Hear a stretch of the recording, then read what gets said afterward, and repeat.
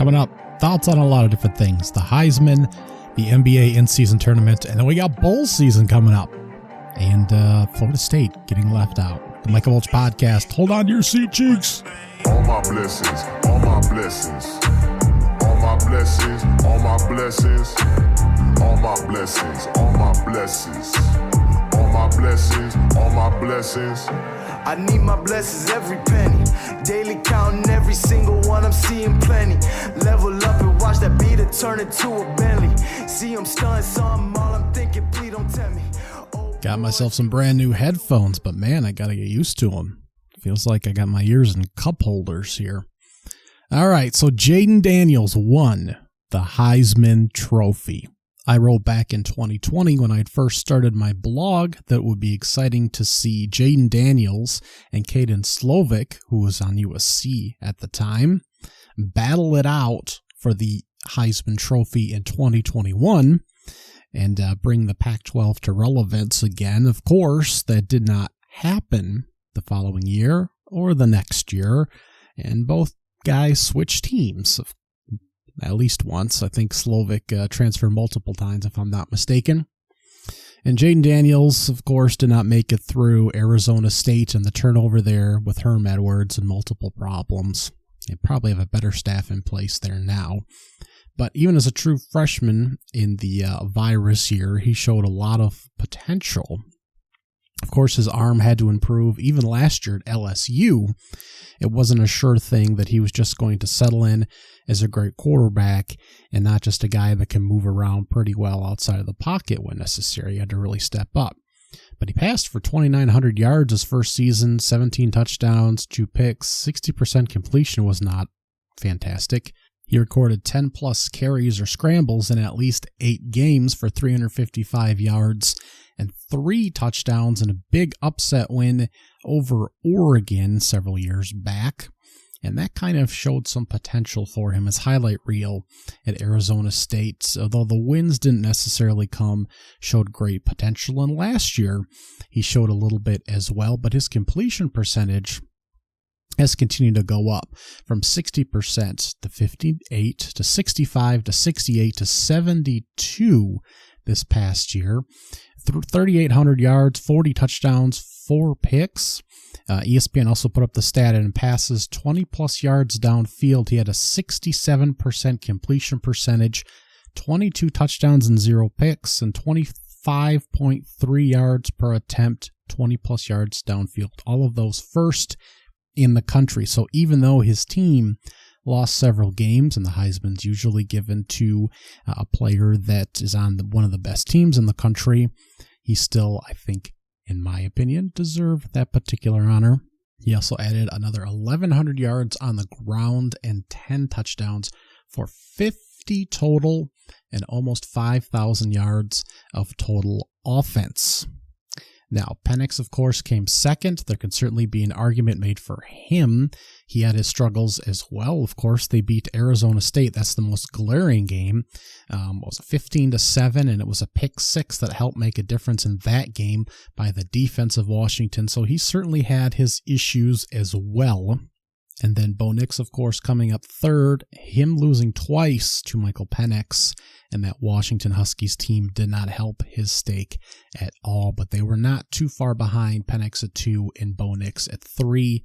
So despite the losses, I think Jayden Daniels was rightfully the winner with his contributions. Without them, this team might have struggled to make a bowl game. That was certainly in the cards, and I think sometimes you have to consider who was both the most prolific and the most meaningful to his team. And I think if you put Jayden Daniels on Washington or Oregon, he'd have a similar high impact effect. Now, some of the arguments about him stat padding or not winning a big game, those could certainly be in the mix there. Michael Penix did win bigger games and did stay undefeated, but both guys had an opportunity. Bo Nix and Michael Penix, his competitors, had an opportunity to pad stats as well. We know Bo Nix stayed in a number of blowout games, and Michael Penix stayed in a number of games because they were really close and did not necessarily put up the numbers, but he certainly had an opportunity to. They were on the table, And we, of course, know that Jayden Daniels was knocked out of a big game against Alabama as well, that they may have had an opportunity to win. Their losses, of course, to Florida State, which ultimately just tore apart that back-end defense of LSU and continued to pour points on in the second half of that season opener. The 55-49 shootout against Ole Miss, and then the 42-28 loss to Alabama. So stat padding is not really a conversation in my mind to have.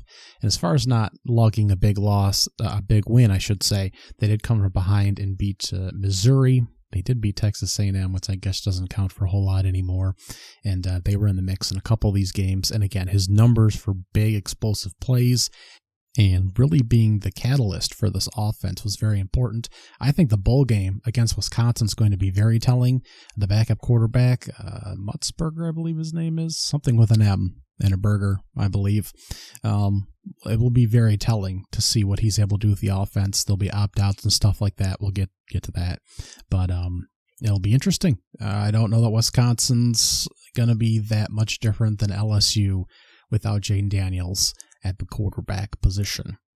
But a very interesting Heisman race all the way to the end, and long shot, plus 2,000, I believe is what Jayden Daniels opened at. I know at the beginning of the season, I went as far down as I could on the Heisman potential list, and I stopped at Jayden Daniels, and I said that's about as far down as I would make a wager for someone that could win the vote there, just because they went to the SEC championship game last year. He showed some improvement going to a more competent roster with a better coach here when he transferred to LSU to join Brian Kelly last season, and made another leap this year in 2023. So he is your rightful Heisman winner, and I fully agree with that. Again, the media has ripped apart some of these votes, including a first-team vote for a first-place vote for J.J. McCarthy, which is crazy considering he wasn't really productive in their biggest games against Ohio State or Penn State, had one touchdown in the final month of the season, and not much was required of him for the entire year. But again, a lot of the awards, a lot of the voting week to week for the AP poll in college, sports in general is questionable at best for the most part. So, but at least the winner of the Heisman should not really be in doubt. So we are almost a full week past the NBA in-season tournament at this particular point. The Los Angeles Lakers beat the Indiana Pacers 123-109 in the final there. Anthony Davis, of course, looking like a championship winner for sure. 41 points, 20 rebounds, 5 assists, 4 blocks in the final, 16 for 20 floor from the floor in that game, and just looked dominant. LeBron James came in. He scored a triple-double in the final, 24, 11, and 10 defensive boards, 11 boards total, 4 assists, so not a triple-double, 24, 11, and 4. I just can't read what I wrote here. 28 points off the bench for Austin Reeves, who struggled this season. They only were 2 for 13 from 3, and were just dominant in the paint. Managed to fend off the Pacers, who shot 36% from the floor, 24% from 3, 10 for 41. They did a great job just smothering Halliburton. Cam Reddish picked him up early, and they did a great job double-teaming him as well in the half court. He finished with 20 points and 11 assists, 8 for 14, but deferred quite often, was only 2 for 8 from the three-point line, and just not a lot of success there for anybody, really. This was fun. I wish that as I discussed earlier, I wish that this tournament was a little bit later in the season, not at the very beginning here where it's overlapping with football. I believe one of the podcasts, Mismatch, one of the hosts noted that it'd do better in February, right after the Super Bowl and before March Madness. It'd be a nice lead up to that, and that would indeed be perfect timing. And they could isolate the games into a specific, 2-week segment. That way you know when the games are being played. Otherwise, it's hard to track the games that were going on Tuesdays and Fridays, because I didn't know who was actually going to be in it until it was, teams were actually bracketed. It's hard to keep track of in between normal games, and I assume it'll change quite a bit. One of the things that was noted by Brian Windhorst was that LeBron had so much buy-in because this will probably be branded next year, and it'll be great for the league, bring in more revenue, more money for the players, and that was part of his buy-in, is both because this is kind of a little championship he can win and something to compete for, but also because it's very important to the NBA, and he's kind of a brand ambassador for the league. So I expect this, like a lot of people, to be branded next year, and that was probably part of LeBron's drive per sources. But I love the change of jerseys and the change of courts. Indeed, some of them were eyesores, a little bit too bright, and I love my colors. My tattoos are colored. I could have got them in black and white. I wear brightly colored clothes. I have brightly colored screensavers. I've brightly colored everything. I drive a blue car, but it's hard to see on TV. I love my teams to wear nice aesthetics, but this was very, very brutal on the eyes. And so I assume that'll be toned down a bit, and a lot of things will be different next year. But one of the greatest improvements, I think, would be moving it to a window where it gets away from football and is a little bit more clear in how everyone's lining up as far as playing the games, what's important, and how the standings really look, instead of every Tuesday and Friday looking to see how things are lining up. At least for those of us bouncing between basketball and football, which I think is probably a large demographic.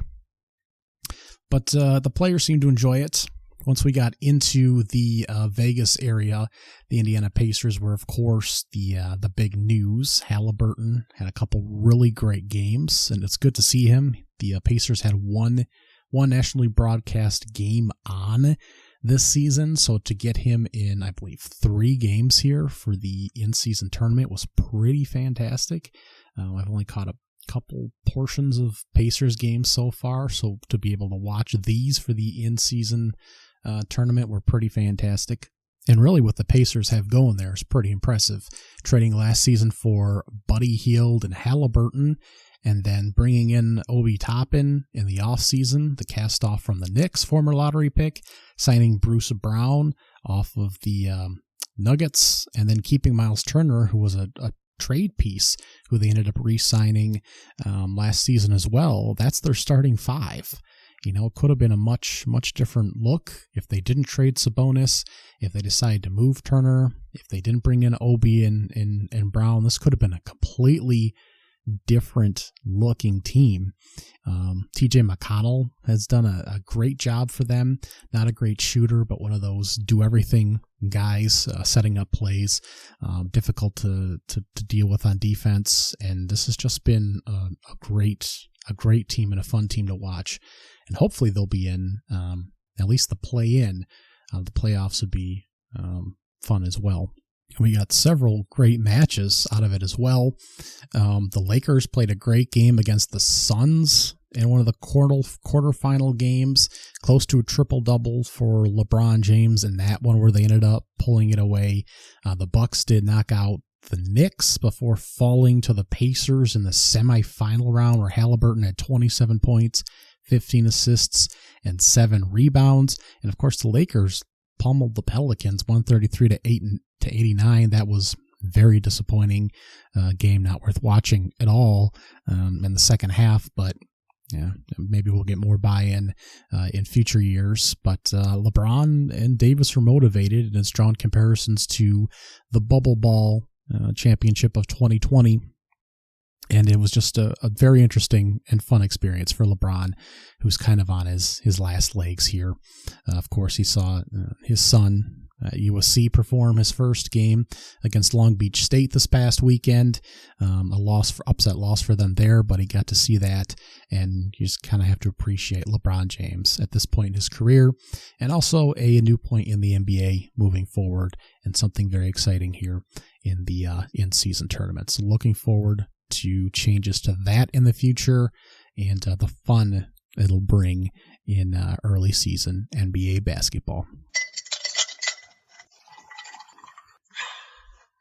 So heading back to conference championship week of college football, we had some expected results and a few surprises. So recapping the Power 5 real quick, number 24 ranked Liberty beat New Mexico State for the Conference USA title and to stay undefeated, 49-35. Salter, the quarterback there, 319 passing yards, 165 rushing yards as well to capture that title and stay undefeated for the Flames.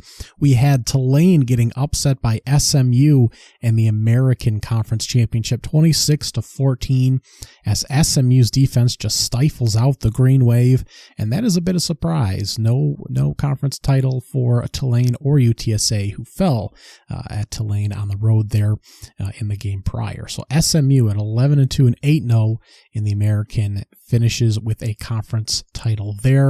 In the MAC, it's Toledo falling to Miami of Ohio 23-14, and a backup quarterback there, Smith for Miami of Ohio. Is it Alex Smith? Avion Smith wins the day there. He's also the leading rusher for the Red Hawks there. That was a pretty miserable game. Smith was 6 for 16 for 109 yards, also rushed for 99 yards as well. That was just a horrible football game in the middle of the afternoon there. UNLV playing at home lost the Mountain West Conference Championship to Boise State 44-20. It was just a quick start for the Boise State Broncos, who fired their head coach and had an intern in there, Spencer Danielson. And 2 games left in the regular season. They made it to the conference championship game and pulled out a win after a rough season, certainly there. And UNLV, after a great run there, it comes to an end. And Talon Green, the quarterback for Boise State, in the transfer portal. So he is gone. Troy, unsurprisingly, won the Sun Belt 49-23 over Appalachian State. Of course, James Madison should have been able to make it to the conference championship game, but they didn't due to the ridiculous bans on teams moving up to the highest level here at the FBS. Now the Power 5, unsurprisingly, Michigan 26-0 over Iowa. Not a lot of excitement there. Michigan actually could have looked a bit better, looked a little sluggish there.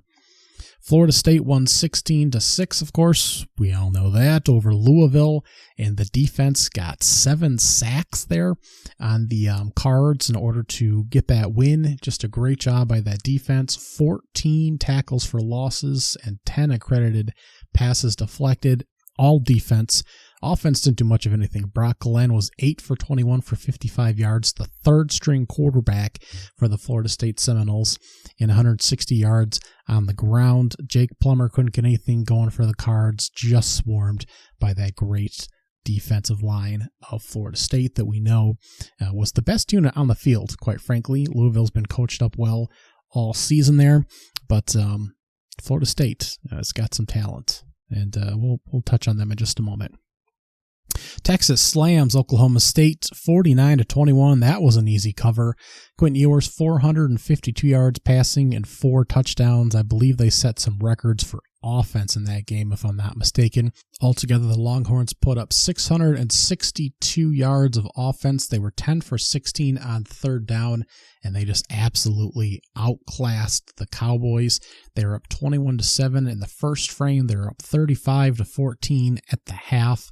It was just a crushing defeat there for the Cowboys, who rallied to make that game.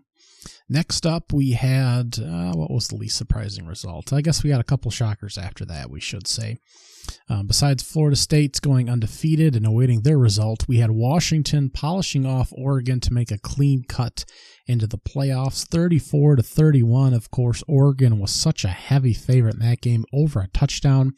And Washington leads early and leads pretty much all the way through. 20-10 at the half. 14-7 in the fourth quarter after a couple touchdowns by Oregon in the third frame, and it's just Washington powering through. They far outclassed the Oregon Ducks, of course, in the first game. It was Oregon not converting on fourth downs and not kicking a field goal before the half and coming up with no points and missing a field goal at the end of the game, and all these missed opportunities. They should have beat Washington, but not in this game. 10 for 15 on third down for Washington, 481 yards to 363 for Oregon, so over 100 more yards. Oregon was only 3 for 10 on third down. The turnovers were the same, and 2 for 2 on fourth down were the Ducks, and they did not have it. Washington's defense looked a lot better. Washington had 17 points by the time Oregon had run 21 total plays. They just weren't able to keep drives alive for the Ducks early. They put one field goal drive together, but Washington was just very disruptive. Bo Nix did end up with 3 passing touchdowns and 239 yards, 1 turnover, one really bad turnover actually, and he led the team in rushing with 69 yards, but Jordan James, 7 yards per carry on 5, but Bucky Irving, the top running back there, 2.2 yards per carry for him, and just a bad day for the Ducks on that side. Michael Penix making some big throws. Dylan Johnson, the top running back, had 152 yards, 5.4 per carry, and a couple touchdowns. And a great job by the top receivers. Oduzzi had 102 yards, 12.8 yards per reception. McMillan had 14.6 yards per catch, 131. And just a great job there by the top guys. Polk had 5 catches for 57. That's 11.4 yards per catch. And just a great job by their top guys right when they needed it. And no sacks, but you could just tell the difference on the field. And that may very well be what translates to the playoffs as well for Washington, since this defense has got knocked quite a bit here. They've also played some of the top passing offenses, Oregon twice, in the country. So the defense may be a little bit better than the numbers indicate. Now, the other big one was, of course, Georgia falling 27-24 to Alabama in a defensive battle. 321 yards for Georgia, 306 for the Tide. Both were 2 for 2 on fourth down. Neither was good on third. 4 for 12 and 3 for 13 were Georgia and Alabama. A turnover for the Bulldogs on a Carson Beck turnover. A couple passing touchdowns for Milroe, none for Beck. Neither got a whole lot going on the ground. A little bit more for the Tide there. And the Tide just scored a little bit more early, 17-7 at the half. They had a few more productive drives earlier in the game. 2 scores late in the fourth quarter for Georgia. But they were playing from behind, about equal time of possession. It was really just a defensive battle where Alabama had the lead early and Georgia was playing catch up. And it was just a sight to see. We knew Georgia had problems. Not as many skill position players. They held some out the previous week heading into the SEC championship game against not Chattanooga, but the other Zealous team that they were playing. And we knew that the defensive line wasn't as good either. So there was a comparable battle with Alabama and its offensive line, which has come a long way. Jalen Milroe's play, which has come a long way. Also, their talent positions, skill positions for Alabama on the offensive side has gotten criticized as well. Brock Bowers for Georgia had 5 catches for 53 yards. Isaiah Bond for Alabama had 5 catches for 79 yards. But for the most part, this was just a defensive battle where Alabama got the lead early and was able to hang on to it throughout the remainder of the game. And that upset a lot of apple carts heading into the playoff announcement, of course. The big shocker was that Florida State was left out, as we all know by now as college football fans, if you've paid any attention or not. It's bled into everything. Actually, the talking points at this point died down a little bit now and will probably flare back up as the Bulls kick off in the next few days here. My thoughts on Florida State being left out, and Georgia, even Oregon, and then Michigan, Alabama, Texas, and Washington all making it in. I'm okay with it. I think we lost the forest through the trees a little bit. We're trying to figure out who the best team in college football is, not who the most deserving is, as the verbiage has been discussed over and over again with the College Football Selection Committee and then on all the coverage sports shows. We want to find out who the best team is, right? So why would we have teams in there that aren't the best or are inferior to others, regardless of opportunities? You know, last year, the 4-team college playoff will encapsulate a perfect 10-year window that we'll be able to go back and look at. Moving forward, we'll have a 12-team playoff. And previous to this 10 years, we, of course, had the two-team BCS, where we tried to pick the best two teams every year. Sometimes it was more obvious to play for a national championship. And prior to that, we just handed them out. We just guessed. Sometimes we had multiple teams that we said were the best every year, which is kind of ridiculous. So having a 4-team playoff was supposed to give us an opportunity to actually see which team is the best, right? I mean, moving it up from 2, where occasionally we got it wrong, where occasionally we had an undefeated team when perhaps a 1-loss team was better. Occasionally we got it wrong. Now, opening it up to 12 teams has a whole new discussion. Oh, we won't have to worry about it next year. Oh, well, next year we'll be fighting over who's going to get the 12-13 spot. Maybe. Probably. But you know what we won't do? We won't leave out someone that could win a national championship. We may include some that can't, but we won't leave out anyone that could. Now, I contend that Michigan, Alabama, Texas, Washington, in a 4-team setup could all win 2 games over the other participants and win the national championship. Florida State, Ohio State, even Oregon aren't that far behind. Neither is Georgia. Georgia should actually be the number 5 seed, although they were bumped down to number 6 behind Florida State and out of the playoffs. All 8 teams have major flaws. Are we sure Oregon couldn't beat Michigan and Alabama? They're not even in the discussion because they lost twice to Washington. That would, of course, be an argument if they're matched up with Washington. They would lose, and if a team's already lost, not only once but twice when the participants are already in the field, then perhaps they shouldn't be in it. I can listen to that argument, certainly. But let's walk through this. Michigan's offense hasn't looked good, especially the last few weeks against better competition. The O-line is banged up. They have 6 wins over teams with winning records. That's just where I drew the line. We could say bowl teams. We could talk about all kinds of things, but another point of discussion is what teams are good, what qualifies as a good win or a good team or strength of schedule, which, by the way, depending on whether you're looking at ESPN or other websites, is all different. Strength of schedule. Now, Michigan has wins over Ohio State, of course, Penn State, Iowa, Maryland, UNLV, and Bowling Green. All those teams are better than 6-6. You can make your judgment over the quality of teams that you have there. Alabama hasn't looked great on offense either, although they've actually shown improvement throughout the year rather than regressing. They did scrape by Arkansas and Auburn, non-bowl teams.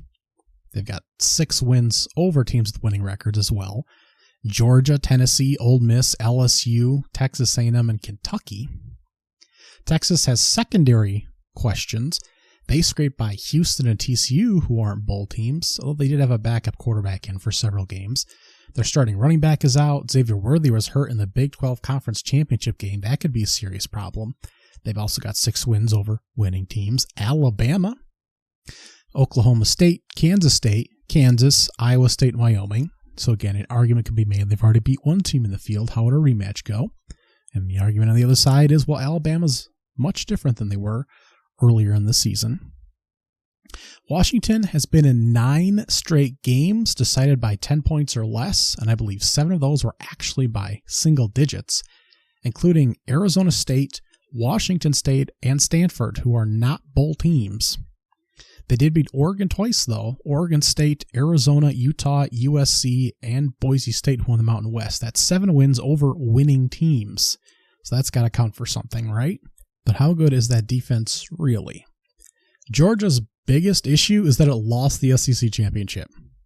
They're short some of the elite talent, and by elite, I mean arguably some of the talent that's needed to win a championship every year, but is still top 8 in the country.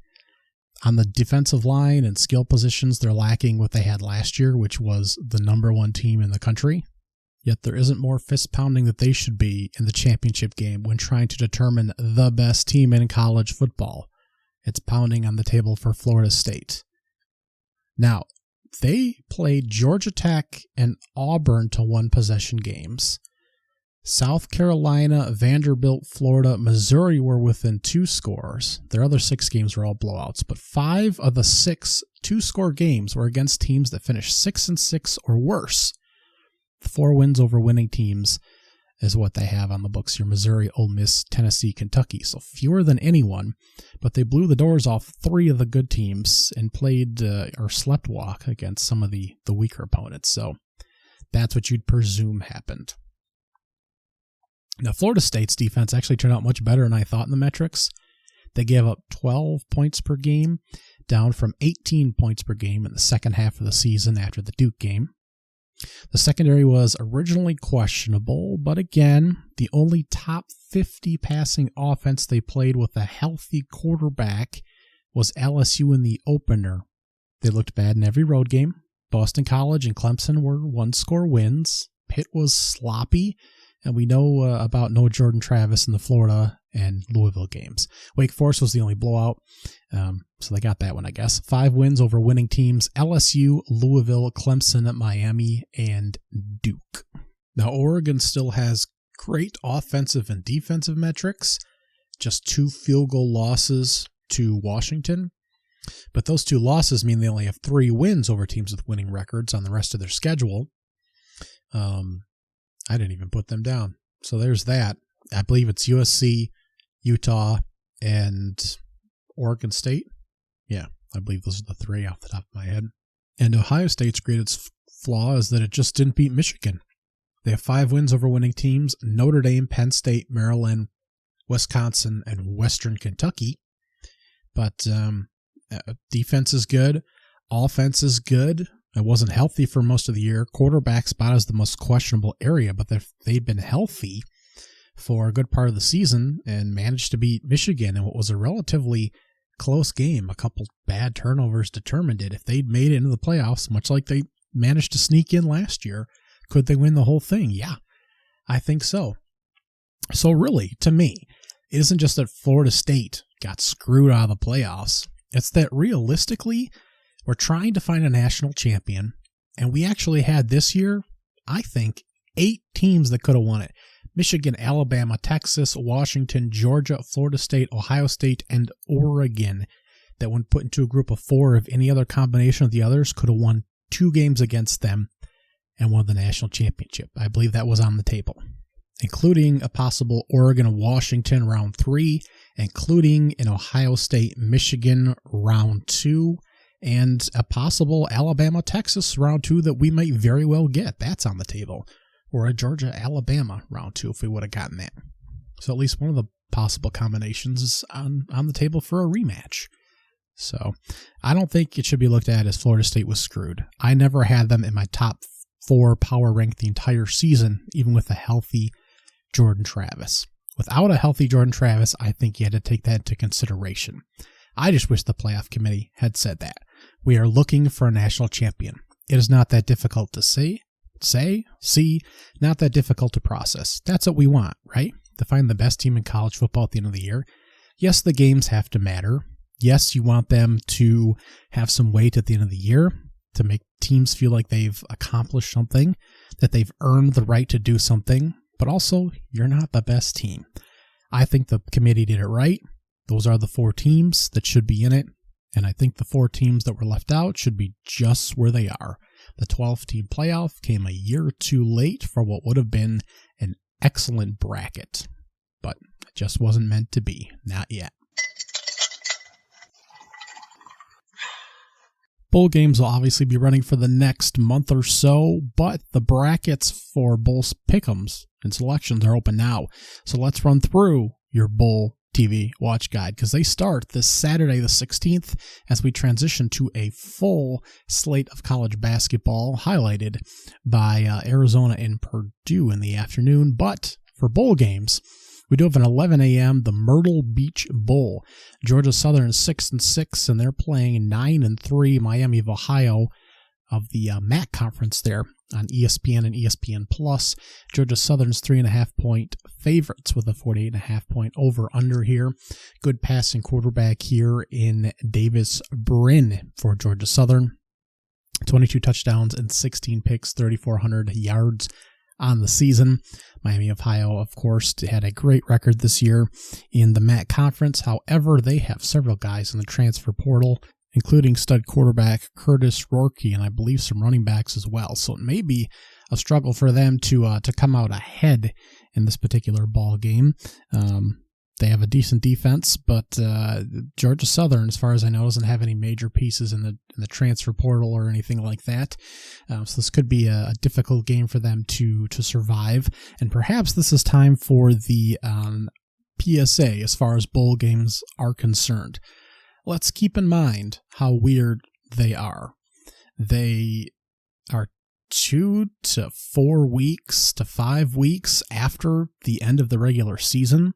So your practice structure is all out of sorts. Some guys or some coaches have taken other jobs, or players are in the transfer portal or getting ready for the NFL. Some guys are coming back from injury. Some guys may get re-injured. You have the normal family stuff for holidays and completing finals and seasonal illnesses. All these games are away games, and they have their own festivals and setups, so it's not unknown, it's not uncommon, an unknown fact that some guys show up to these games out of shape from the festivities, or because these games are all weird times and all different days of the week, and they're used to playing every Saturday for several months in a row. So they're just very strange circumstances between sicknesses and finals and holidays and weird practice schedules and weird lineups. And is your coaching staff here, and all being in neutral site or away games and different festivities and different lines of focus and different times of the day. And they're just a crapshoot, which makes them fun and sometimes difficult viewing. So you never know for sure what you're going to get. It could be a mixed bag. But yes, there's going to be a lot of weird circumstances and stuff going on. Now, at 2:15 that day, Louisiana 6-6. They're hosting Jacksonville State, who's 8-4 in the New Orleans Bowl in New Orleans. That's on ESPN, ESPN Plus. Jacksonville State making a bowl game. They weren't originally eligible, but not enough teams actually qualified, so were able to slide in there, as they should. They're favored by 2.5 with the 59.5 point over-under. I think they'd be favorites there over the Ragin' Cajuns. At 3:30, Appalachian State is hosting Miami of Ohio in the Mexican Cure Bowl. Appalachian State 6.5 point favorites, despite the fact that Miami of Ohio won the MAC. Appalachian State were runners-up in the Sun Belt Conference, so there's kind of your gauge there. 44.5 point over-under. Miami of Ohio has multiple quarterbacks out in this game, though. Injury, transfer portal, so they're down some guys here. Certainly, Appalachian State's defense hasn't been as good, but the run game's been generally where you can take advantage, and that might be where they have to go. But their quarterback, Aguilar, 33 touchdowns, 9 picks on the year, 3,500 yards.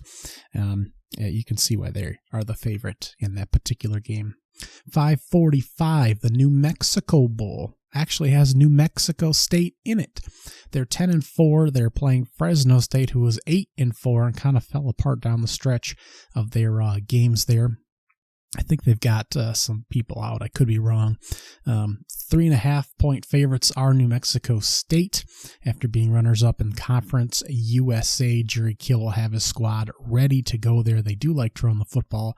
51.5 point over under 3.5 points is the line. 7:30, we get some bigger names on the board in the LA Bowl. 4 points going UCLA's way. They are 7-5 this season. Boise State's 8-5 and won the Mountain West, of course. This is on ABC. 49.5 point over under. Of course, Boise State, quarterback in the transfer portal, intern coach there again. Just some shifting going on there for the Broncos.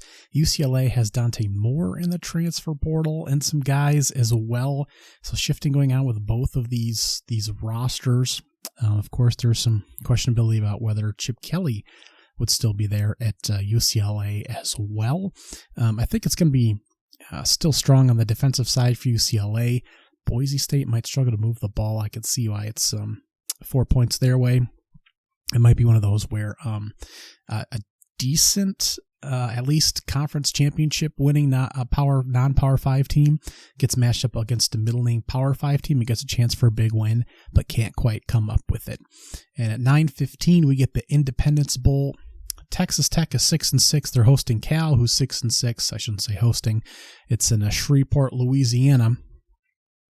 45 degrees, unfamiliar territory for these two schools. 3 points going Texas Tech way with a 57.5 point over-under. We're going to have backups, I believe, at both quarterbacks in for here. More transfer portal stuff going on. Not sure about this one. This could very well be a coin flip game in this particular instance. Now, realistically, what's the watchability of these bowl games? I would say Ohio State, Georgia Southern, if we're going watchable, channel flipper, or unwatchable. Ohio, Georgia Southern, I think is worth a channel flip. Could be brutal. Could see some points here. I know it's a 48.5 point over under. Georgia Southern, I think, can throw the ball a bit, but a borderline's an unwatchable game. Louisiana, Jacksonville State, I don't think is going to be particularly interesting. I would say it's near unwatchable. Miami of Ohio and Appalachian State, I kind of want to see what App State can do. Miami of Ohio has multiple quarterbacks, though. This might be a channel flipper.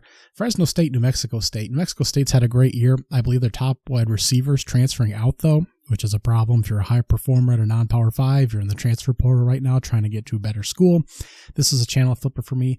Boise State, UCLA is borderline unwatchable.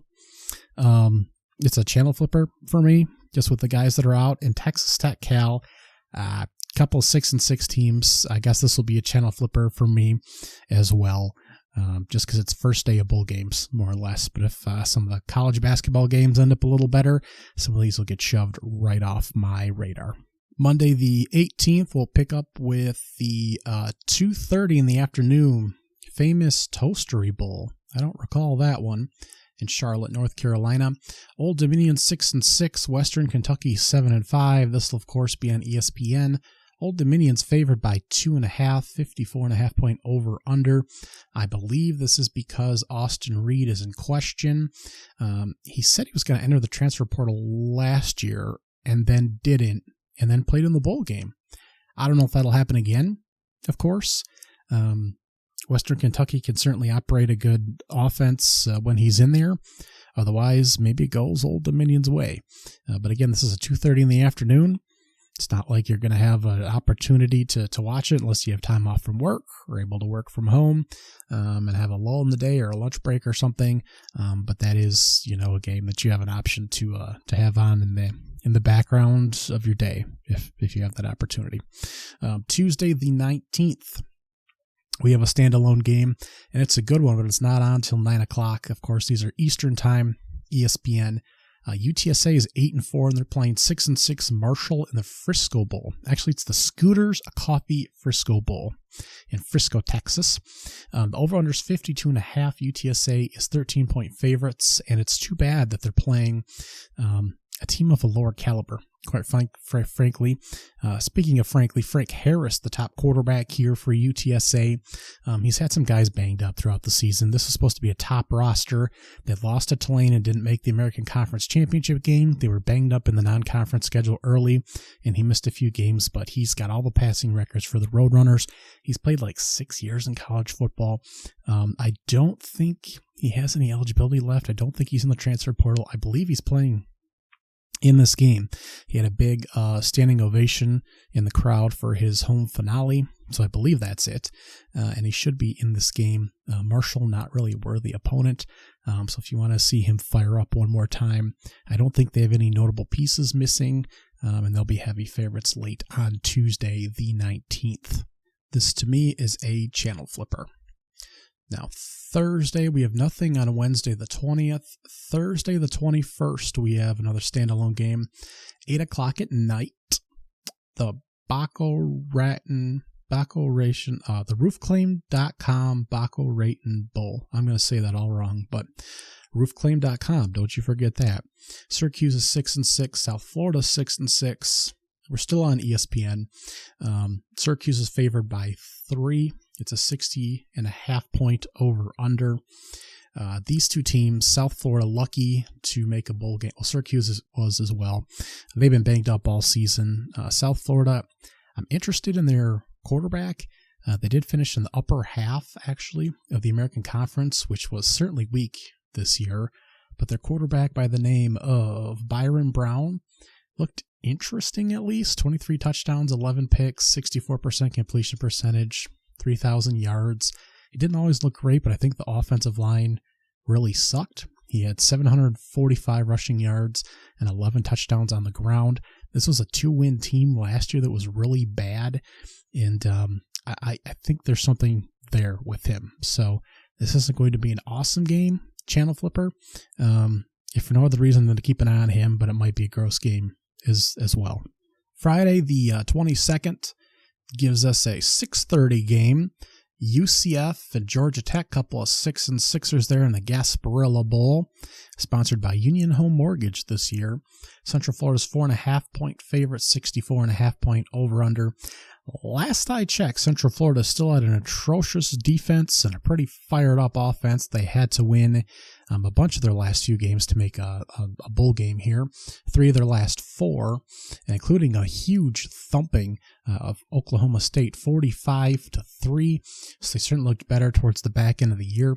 Georgia Tech, shocking to make it here as well, with a number of wins, 3 of their last 5 in order to make it here, including a big win over North Carolina. And a nice showing against Georgia to end the season as well. There's some talent on both of these teams. There's some deficiencies on both of these teams. This is watchable to me, quite frankly, at 6:30 as you're prepping dinner on the East Coast, maybe trickling out of work on the West or in between. I think this is going to be an interesting game for those members of these squads moving forward. I don't think there's a lot of transfers or anything here. These are rebuilding programs anyways, and no one's really going pro off these rosters. So I think these are going to be, as far as I know, mostly intact moving forward for this bowl game. Saturday the 23rd, heading towards the Christmas holiday, will give us 7 games. And they're not the healthiest slate. We do have the Birmingham Bowl, Duke 7-5, and Troy 11-2 at noon on ABC. Troy's favored by 8, 44.5 over under at the moment. That is because Duke's quarterback is gone. Duke's coach is gone. Duke's got a lot of shuffling going on. It would have been fun if they had more pieces in place, but Troy, Sunbelt winner, looking like a good team, playing at least a mid-level Power 5 team would have been a good matchup, but as it is, Duke is in transition. So Troy favored heavily, well-coached team, good team. This is still a watchable game in my approximation. We'll have, again, a full slate of college basketball going on as well, but this is certainly one worth keeping on the radar. Also at noon, 6-6 Northern Illinois and 6-6 Arkansas State at the Camellia Bowl. Arkansas State favored by 1. They looked horrible to start the season, made a bowl, as did NI. 53.5-point over-under. I don't have a lot of excitement for that. I don't think it's a real watchable game. 3:30 brings the Armed Forces Bowl. Air Force is 8-4 and tumbled to end the season, but is a good team. They're playing an 11-1 James Madison squad, which of course squeezed its way into a bowl and we didn't have enough candidates. This one's also on ABC. James Madison favored by 3. 41.5-point over-under. Not surprising. Going to be a lot of defense and probably a fairly quick game, all things considered. I'd say it'd be great to watch James Madison go to work here, but I'm not sure there's going to be a whole lot of stuff going on here with the limited Air Force Armed Forces playbook. So still a channel flipper, I think, in that slot. Also at 3:30, Utah State and Georgia State, couple 6-6 teams out of the Mountain West and Conference USA, I believe. Idaho Potato Bowl, Utah State favored by 1, 61.5-point over-under. ESPN, of course.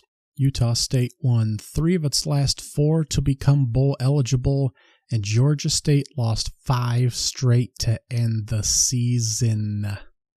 So there you go. A couple of teams for you. Not a watchable game for me personally. Neither is the 7 o'clock Eastern Michigan, South Alabama, a couple 6-6 teams in the Venture Bowl. USA. Southern Alabama is favored by 16 points with a 46.5-point over-under. That's one of the bigger spreads in the bowls. 7:30, however, Northwestern 7-5, shocking. Utah's 8-4, almost not exactly shocking, but shocking that they're similar in record. Now, Utah's favored by a touchdown here in the Las Vegas Bowl with a 41.5-point over-under, so we're not expecting a lot of points. Now, Northwestern's been somewhat, I dare say, I don't want to say efficient, but they've been good at what they've been doing. They won 3 straight games to end the season, at Wisconsin, home against Purdue, at Illinois. They won 4 of their last 5. The only loss was a close one to Iowa. They seem to be an okay football team, and that's just they're not good. But they managed to do what they need to against bad teams, and Utah has no offense. It looked like Byron Bryson, the quarterback there, was settling in, but only against bad defenses, and it just hasn't been real great for them. So I think this could be a watchable game at Allegiant Stadium in Las Vegas. What a great venue for a horrible couple of teams. 10:30, San Jose State and Coastal Carolina, a couple 7-5ers there. San Jose State is favored by 10. Grayson McCall, I believe, is entering the transfer portal. I can't believe he has eligibility left, but without him, Coastal Carolina is kind of a shell, quite frankly. 53.5-point over-under. The quarterback there for San Jose State has looked pretty good this year. It's surprising they've won as many games as they did, but they won 6 straight to win the year. Chevian Cordelio, I did not say that right, had a great finish to the season after starting 1-5 with a tough schedule there. They really rattled off a lot of wins in the end there. That's a really good coached San Jose team. I think that's their second winning season in the past 3 years, and the Chanticleers lost a couple to end the season there. So it'd be really great. Grayson McCall headed to NC State. That's the news there. So San Jose State's heavily favored and heavily motivated to come out with a big win in the Hawaii Bowl late on Saturday the 23rd. Now heading into post-Christmas, we skip to Tuesday the 26th. And we have 3 games on the slate. The Quick Lane Bowl will be played at 2 o'clock. 5-7 Minnesota is the only team with a losing record to make it to a bowl game. They'll be playing 7-5 Bowling Green. Go figure the matchup. Bowling Green, hoping to get a chance for a win here. And they're underdogs by 3.5 because they play a Power 5 team. Probably not figured to be as physical, have the bodies. Minnesota's quarterback is transferring out. I don't even know who's going to play for the Gophers, to be sure. This is not a real watchable game for me. This is in the Ford Field, Detroit, for the Quick Lane Bowl there, and just not a very good matchup. 38.5-point over-under. 5:30, Rice and Texas State. Rice got out to 6-6 and made a bowl game, thanks in part to former USC Trojan, former Georgia Bulldog, former West Virginia Mountaineer, Mr. Jayden Daniels. However, he is retiring due to too many concussions, so he will not even play in the bowl game. His career is over effective immediately, which is too bad considering he's playing in the First Responder Bowl, which is horribly ironic. The Texas State Wildcats, are 7-5. Quarterbacked by TJ Finley, who played at the Power 5 level.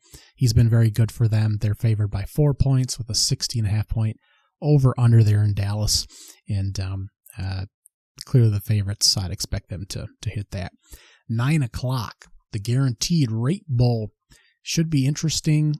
Kansas is favored by 12.5 over UNLV. 8-4 and 9-4 are the record. 64.5-point over-under. I don't know if Jayden Daniels is going to play. He could win the Heisman next year or be in the running. Be a candidate talked about in the preseason. Only played a handful of games this year before sitting out due to back spasms. Jason Bean was the backup, but he's been there several years. I don't know who's going to quarterback this team, but clearly be a Power 5 bodies and a well-coached staff. UNLV outclassed by Boise State, who had its own problems this year. You can see why Kansas is almost a 2-touchdown favorite. It'd be nice if UNLV was able to put up a bit of a fight here and there in neck of the woods in Phoenix, Arizona, but Kansas State going to be a heavy, heavy favorite. Both of these games are Texas State and Rice. Kansas, UNLV, I think are both channel flippers for now. For me.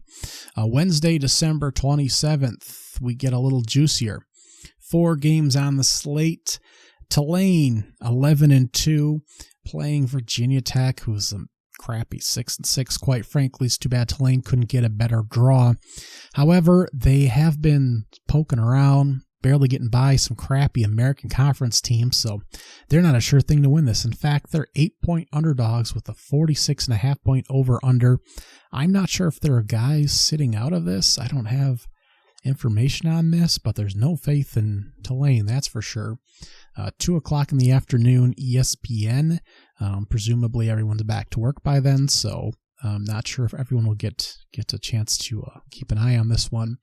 There must be people out on this game. I'm not sure about the intel on this, but Virginia Tech heavily favored over Tulane, who again struggled to finish out the regular season. Michael Pratt, you'd think, would keep them afloat. Their great quarterback there has been there several years, but something's going on with that line there. 5:30 though, West Virginia. Their coach isn't fired. No, they're 8-4, as is North Carolina, disappointingly, for the Duke's Mayo Bowl. And West Virginia is favored by 5.5 with a 55.5 point over-under. I believe the assumption is Drake May is going to sit out for this. He officially declared for the draft. I assume Omar Hampton is going to play. Maybe not. Almost 1,500 yards this year and 15 rushing touchdowns. He might be sitting out as well. The top receiver, Walker, might be out. We might see all the top offensive players out from North Carolina. And they don't play a whole lot of defense, which looked good to start the season. So it might be tough for them to win this game. The Mountaineers were third in rushing in this past season, third in rushing offense.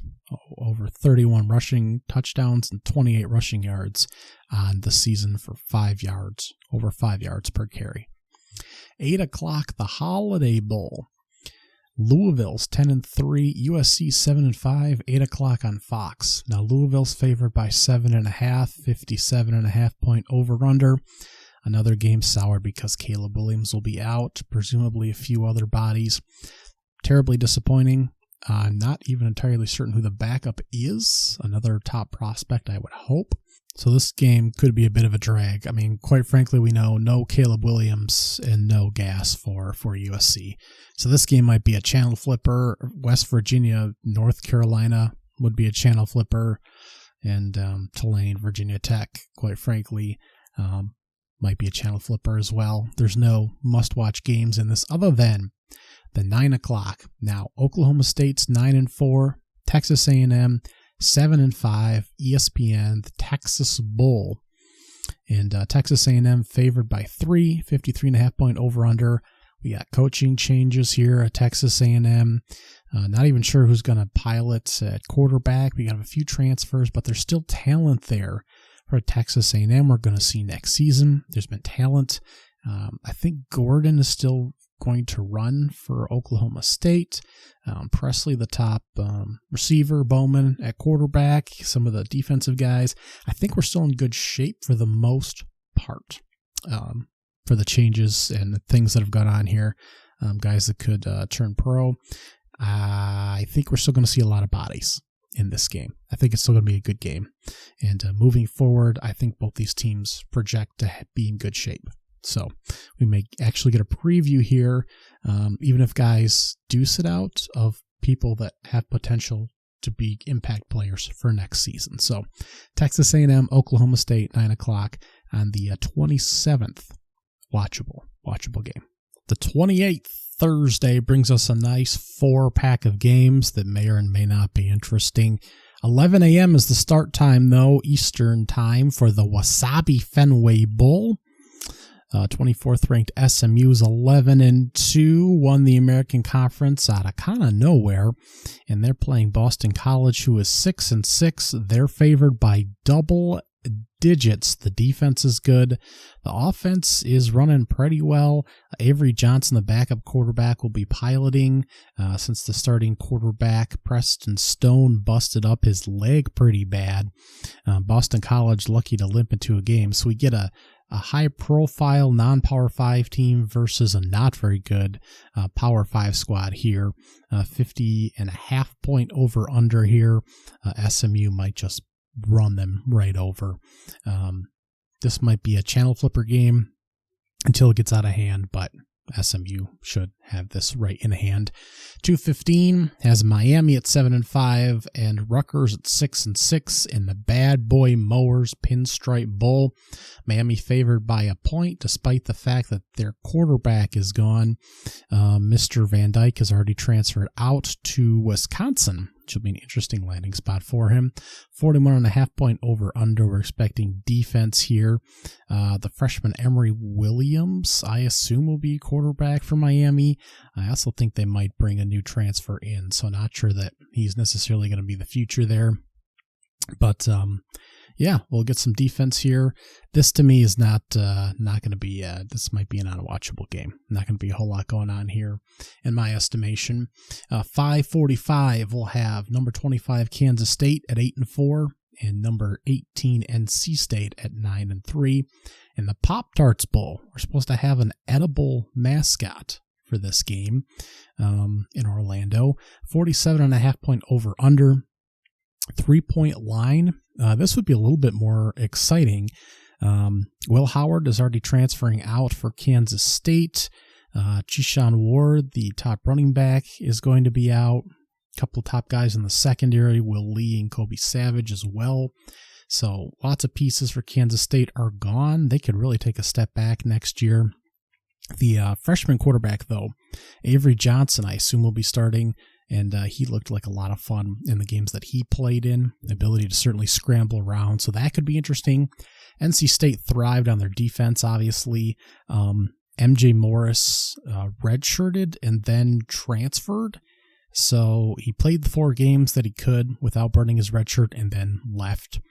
Brandon Armstrong was not very good this season, but I assume he'll be playing out the rest of his eligibility here. It's not like he has high NFL hopes or any at this particular point. Transferred over from Virginia, which did not go well for him last year. And there's some guys sitting out for them as well. The receiver Terrell Timmons and some other guys. So top guys on the defensive side as well. So there'll be a lot of opt-outs here.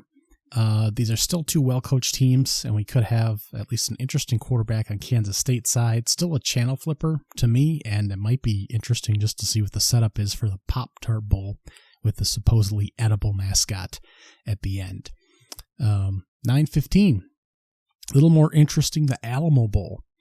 Oklahoma 10-2, Arizona 9-3. They're ranked 12th and 14th with the AP poll. Not that the rankings matters much at the moment, once the season's kind of wrapped up here.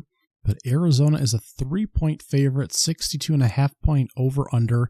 Dylan Gabriel, there we go, has already transferred out.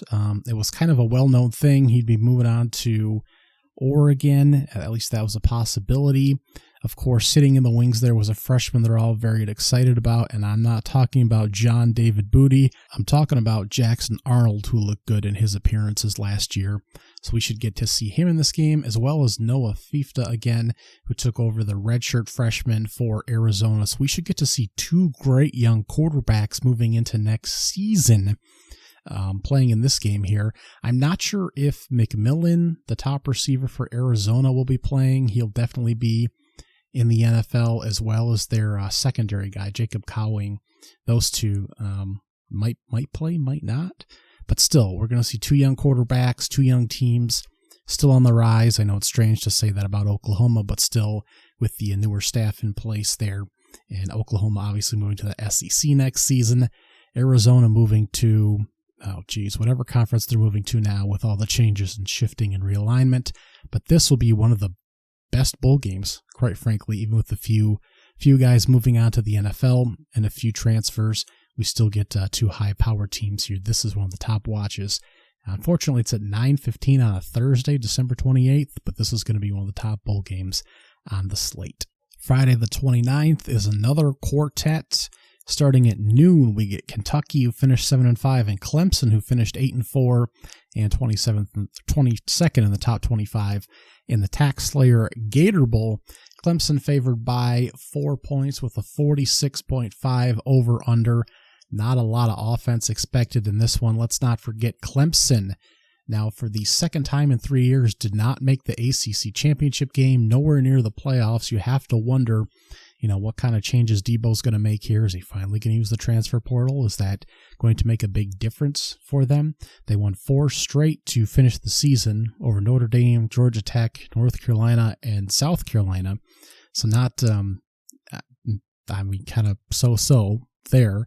North Carolina's no slouch, and Georgia Tech and North Carolina made bowl games, but nothing to really, get too excited about. Cade Klubnik was fine, but this team was horrible executing in the red zone, in part because of some of his decisions. Kentucky just disappeared down the stretch there after being ranked in the top 25. They lost, 5 of their last 7 games. Just atrocious. So kind of a gross game here. Clemson trying to crawl out, and they're going to have to do it against a Kentucky team that's really, really suffered. I don't have a lot of transfers or opt-outs for this game. Should see 2 intact rosters, so that alone I think makes it at least a channel flipper. I'm going to call it a watchable game to see if Clemson can hang in. Noon on Friday, if you have the opportunity, December 29th. The 2 o'clock game, the Tony the Tiger Sun Bowl, on CBS, because most of these are going to be again on the ESPN networks, but CBS is going to grab the Sun Bowl. Notre Dame's favored by 6.5 with the 42.5 point over/under.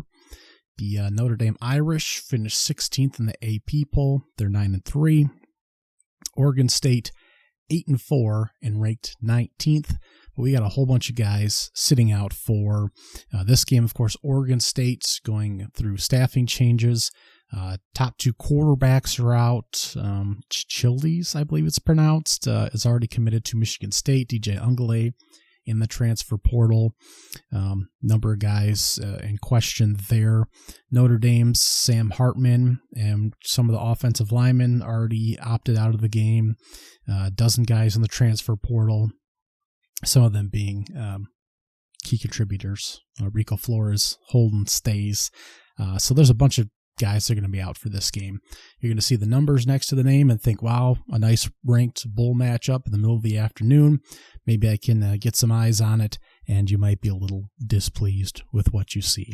So this one's going to be a channel flipper, but unfortunately, with all the guys moving around and in flux with Notre Dame there, you do have to kind of wonder about the staff and what's going on there, what they're even going to look like next year.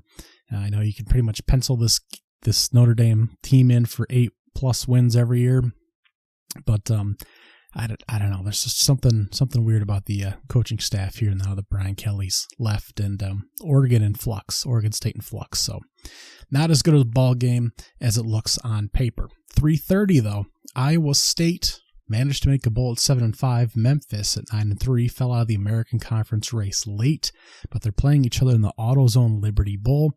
Iowa State's favored by a massive 8.5, and they're playing in Memphis, Tennessee for this game. 57.5 point over/under. We know Memphis, big play, hits big play offense. Seth Hennigan for Memphis there, over 3,500 yards on the season. The defense has got real problems, though. We saw Iowa State score on, 5 60-plus yard single plays alone against Kansas State on the road in the snow in the season finale, so we know they have that potential. The running back, Abu Sama III, has been really productive for them. They have a couple running backs in the transfer portal because of his production, and I don't think we have a whole lot of sit-downs or opt-outs that are known at this time from either team at the moment, other than some of the running back depth at Iowa State. So this should be a quality football game. Should have a little bit of offense here in the afternoon on December 29th. This is a watchable football game to me. A nice Power 5, middle-of-the-road Power 5 opponent against one of the higher-end non-Power 5 teams, even if they don't play a whole lot of defense. At 8 o'clock, the night game, Ohio State and Missouri, they finished 7th and 9th, respectively, in the AP poll, 11-1 and 10-2. They're in the Cotton Bowl. Missouri's favored by 2.5, 48.5 point over/under. Another game here you're going to be watching, but Ohio State, man, Kyle McCord in the transfer portal. If you've watched any piece of him at this point this year, you're like, man, something's missing with the offense, and the starters have been missing and banged up. The quarterback hasn't quite looked right. Kyle McCord just can't place a great ball, was my analysis. And now he's gone. He's gone. So he's entering the transfer portal. We'll have, I don't know if it's Brown backing him up, the guy who originally pushed him for the starting position, but somehow even in McCord's struggles, he did not get benched. So that's questionable. I imagine we'll have guys sitting out for the NFL draft as well. Marvin Harrison Jr., maybe some of the running backs. Julian Fleming, the number 3 receiver technically, is in the transfer portal as well. And Chip Tramion, the number 3 running back, depending on the depth chart there. So we could have like half of the offensive starters or more sitting out for Ohio State. Now, they still have quality depth there. But even with transfers coming in and recruits, that doesn't mean that you're going to see, into the future for next year. What is the offense going to look like next year? You're just going to see some weird mismatch of whoever's available on the roster because they're going to make changes before hitting the field next season. So in Missouri, a great 10-2 year. They played Georgia pretty good on the road there. Had an opportunity to not win late, but certainly pull closer. Lost to LSU after leading at home by 10. So great games there. Some good wins against Kansas State as well. Kentucky, Tennessee. They've been good on both sides of the football this year. Really an underrated team. Obviously, they're ranked in the top 10. And Ohio State's got guys sitting out on both sides of the football or entering the transfer portal. Then it's possible that Missouri just kind of eventually runs away with this one. So you'll have eyes on it because it's 2 top 10 teams, but it's possible that Ohio State is just left with a shell of a roster. Now moving on to Saturday, December 30th, we're getting closer to playoffs. We have another 4-pack of games starting at noon. And again, we're competing with college basketball at this point, but we'll have number 11 Ole Miss at 10-2 and number 10 Penn State at 10-2 in the Chick-fil-A Peach Bowl. Penn State favored by 3.5, 48.5 point over under. We'll see an offense from Ole Miss, presumably, and defense from Penn State. At least Ole Miss's offense is ahead of its defense, and Penn State's defense is ahead of its offense. So what will we get from this game here? Jackson Dart, I assume, will be playing for Ole Miss. That seems to be the case. Quentin Judkins is a true sophomore running back for Ole Miss, I do believe. He's been super productive when he hasn't been banged up, so he should be in this bowl game. He's not sitting out for anything and not transferring. Over 1,000 yards and 15 touchdowns this year, which is down from last season when he was fully healthy and splitting carries. He's still an underrated running back in nationally, not just in the SEC, nationally. So I think Ole Miss is going to be pretty healthy here. Especially their contributors. They're going to have some guys in the transfer portal too. Penn State's Alliger has really struggled. It'd be nice if, he showed improvement next year. You don't want to see these high recruited 4 or 5-star quarterbacks struggle. And the Big Ten could use some quality quarterback play. My God. I mean, how many 14 teams you get past 1, 2, 3 and you drop off to below average quarterback play at the starting quarterback position? That's pretty atrocious. So it'd be nice for him to step up. This would be an opportunity, about a month of planning for him to get ready for this bowl game. The defense is good. Not a lot of opt-outs again. Probably some guys sitting out for the NFL. This would be a really good ball game. Penn State favor doesn't quite seem right to me. I tend to favor the ability for Ole Miss to execute in Lane Kiffin over what Penn State's kind of ineptitude at offense at times, but that'll be a great ball game at noon to start the day off on Saturday, December 30th. 2 o'clock, we'll have Maryland and Auburn. A little bit of a drop-off there in the Music City Bowl. Auburn's favored by 2.5. They finished the season 6-6. Maryland 7-5, 49.5 point over under. I don't know what to say about these two teams. Maryland beats the bad teams, and Auburn played a lot of teams tough, quite frankly. Played Georgia and Alabama close, of course. Had the opportunity to beat Alabama and could not do it. Hugh Freeze is going to have Auburn turn around real quick. They had a 4-game losing streak in the middle of the season to Texas A&M, Georgia, LSU, and Ole Miss, and they lost the last 2 games of the season to Alabama and New Mexico State, shockingly. Had some winning streaks in there as well. And he's going to have them turned around real quick. But this team, I mean, he's going to be bringing in new pieces on the offense because they suck.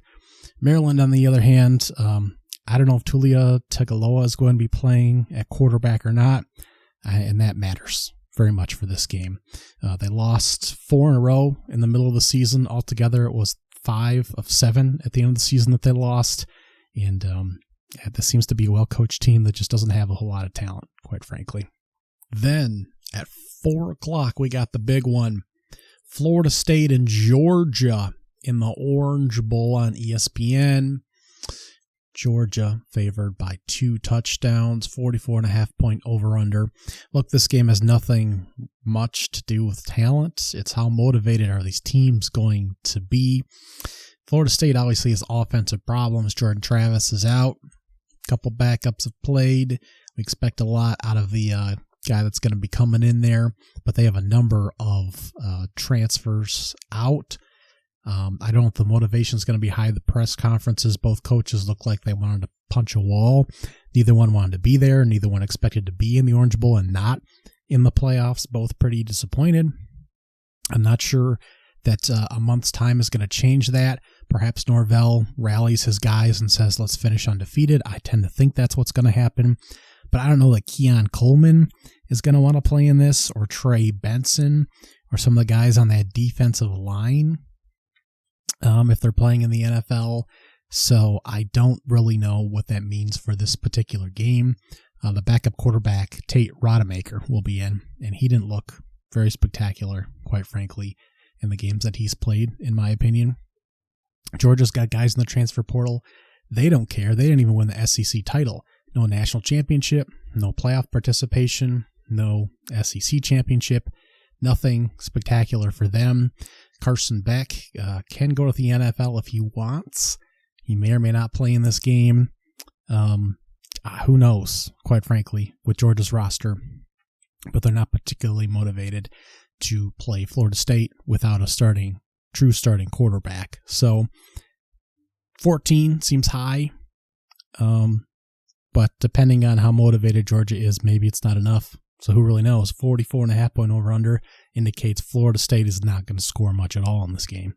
So watchable, yes. Will you be excited to do so? Maybe not. 4:30 on the CW or Barstool as well. This is Barstool's bowl in Tucson, Arizona. They will have Toledo and Wyoming, which actually might be the better ball game until I realized Daquan Finn is out, but it still might be the better ball game. Daquan Finn, the starting quarterback for Toledo. Oh, I had that in my notes and I forgot. Otherwise, it'd be a great football game. Not sure about the backup there for the Rockets. They finished 11-2, lost, were upset in the MAC Conference Championship game, but still a good ball club. Wyoming, a well-coached, good football team as well from the Mountain West. They're actually favored by 3 points with a 44.5 point over-under. Probably a lot of defense in this one. Still going to be a good football game. So a lot of questions on this particular slate for Saturday, December 30th. Ole Miss, Penn State again. Should be a good game. Auburn, Maryland. A lot of questions for both of those teams. Georgia, Florida State. How many players are actually going to play? In Toledo, Wyoming. Lots of defense. Might actually end up one of the better games on the slate. January 1st. Here we go. This is it. Your final 5 games. Noon starts us off with LSU and Wisconsin. The Badgers had a tough year, 7-5. Things hopefully will be better next season for this group. They'll bring in a new quarterback, Tyler Van Dyke, next year. LSU, I don't think Jayden Daniels will be playing in this. He'll be looking for the NFL. Musburger, I believe, is the backup, and he's been around and taken some snaps, so we'll get to see him. He'll presumably be the starter next year. They won't be bringing in a transfer. This is the ReliQuest Bowl. LSU's favored by 8.5, probably because they have competent starters in place. Malik Neighbors, I assume, will be out. The secondary is still a question for LSU, which has been the problem the entire season. 55.5 point over-under.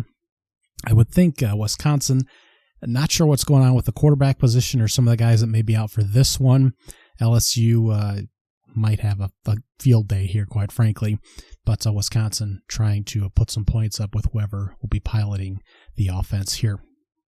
1 o'clock on ESPN, we will have a terrible matchup in the Fiesta Bowl, unfortunately, as number 8 Oregon at 11-2 gets Liberty, who's ranked 23rd and 13-0. It would be great to see Liberty literally play anyone else. But unfortunately, the top-ranked Power 5 team, non-Power 5 team here, gets the Fiesta Bowl, and Liberty just not a high-quality opponent this year. Would have been better to see Oregon play maybe an SMU, who they still would have hammered, quite frankly. Just a tough matchup. Again, Oregon, I think, a team that would have had at least a shot in the playoffs, or is at least one of the top teams, not that far off from whoever could win the eventual title. The line is 17.5 right now. Lots of points expected in this one. Keldon Salters is the quarterback for the Liberty Flames. Great runner of the football as well as a decent passer. Quentin Cooley, great running back as well for the Flames. 302.9 rushing yards per game for this offense, 40 points per game. So just a lot of offense expected, but it's entirely possible that Oregon just bludgeons them. That's certainly on the table. So we'll see how good Oregon's defense is. If they're able to shut down this rushing attack, then it'll be an ugly game. Also at 1 o'clock, on the opposite side of things, guess who you get? A 36.5 point over-under with an 8.5 point line leading Tennessee's way when they play Iowa in the Cheez-It Citrus Bowl. Tennessee's got the number 21 by their name, Iowa 17, but as we know, the Hawkeyes' offense has been atrocious. Quarterback's been a question mark, and not a whole lot to say about the Iowa Hawkeyes, who will be undergoing a new transformation on offense maybe next season. Tennessee, I think Joe Milton will be in. I think a lot of the guys will be in. Really disappointing season. They didn't have many good wins despite going 8-4. They really weren't in the conversation for much of anything. They had a good run game this year. Pretty good defense overall. 13th in the country in rushing is what they ended up. They lost 2 of their final 3 games, which were big ones against Missouri and Georgia. They lost to Alabama. They had a trip up to Florida as well, which meant their only big wins were against Texas A&M, I guess, on the road to Kentucky, which in the grand scheme of things were not that great. So just a team that couldn't put any big wins on the board, just like Iowa. So really a couple middling teams here, even though it's a top 25 matchup. And Tennessee favored by 8.5. You're expected to make some moves on this pathetic Iowa offense on ABC. Now our playoff games tip off at 5 and 8:45. Michigan and Alabama will be in the Rose Bowl, of course, and Texas, Washington in the Sugar Bowl. And we can discuss these when time gets closer. But in the preseason, I picked Michigan to win the national championship. I thought they had the experience and certainly the talent comparable talent to compete with Georgia at the time. I, mid-season, thought that Washington had the opportunity to win the title. I had them ranked number 1.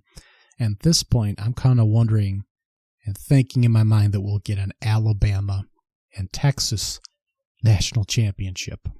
So I'm kind of all over the board here. I don't like the way that Michigan's offense has looked. I don't like that they've lost one of their top offensive linemen. The run game has not been as productive, and I realize that they beat Penn State by handing it off 20 straight times or whatever it was, and then eventually ground Ohio State as well. In the top games, they were able to run the football. I don't think that they're going to win the national championship through Alabama and or Texas, Washington quite the same way. I don't think that's going to happen. Washington is here because they do something really well, and that's move the football downfield.